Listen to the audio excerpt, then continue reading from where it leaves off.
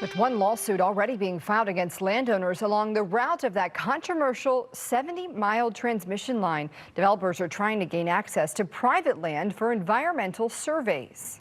Fox 45's Jessica Babb joins us live with why some say this is just the beginning and more lawsuits are on the way. Jessica? Yeah, this really is just the beginning. For the lawsuit that's already been filed, it impacts about 90 different properties, but that's just a fraction of the properties and people living along this proposed route for the Maryland Piedmont Reliability Project. PSEG, the developers behind the project, say there will be additional lawsuits coming in the next few months. So I pressed them for more information, getting few answers in return. As the days tick away, landowners are running out of time racing to respond to this lawsuit. This is it. It's like a telephone book. Filed by the developers of the contentious Maryland Piedmont Reliability Project. PSEG was granted an expedited motion saying that landowners only had 7 days to respond instead of the usual 21.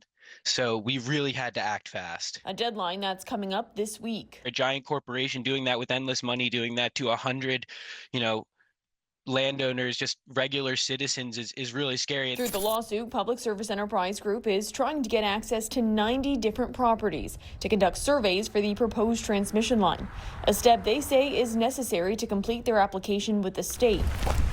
Landowners like Charlie Bond in Baltimore County are scrambling. PSEG is a private corporation. They're looking for unfettered access to our property. I think it's completely un-American.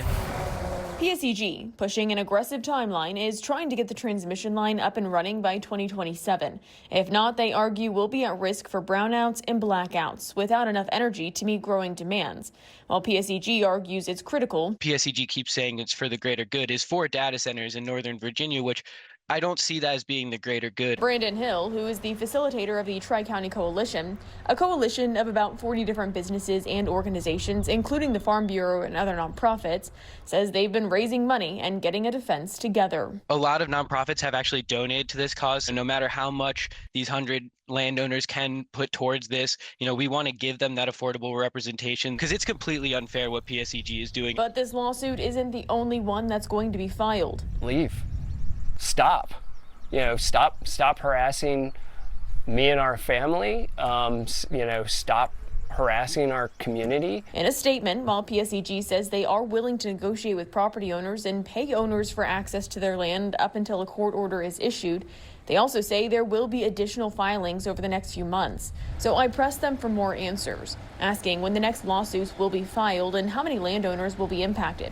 A spokesperson quickly responding, saying they don't have a clear timeline and don't have a number of properties that would be impacted moving forward with ongoing negotiations.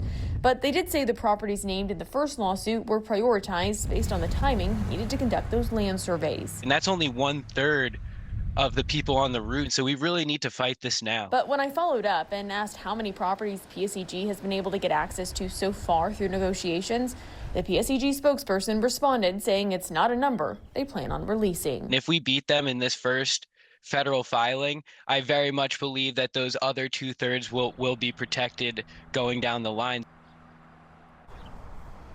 And I did talk with an attorney recently about this lawsuit, and they tell me there is legal precedent to allow a judge giving them a court order, companies like PSEG, the right to access people's private property. So far, a judge has not made that decision yet, but we will keep you posted as this case continues to develop. Live in Baltimore, Jessica Babb, Fox 45 News.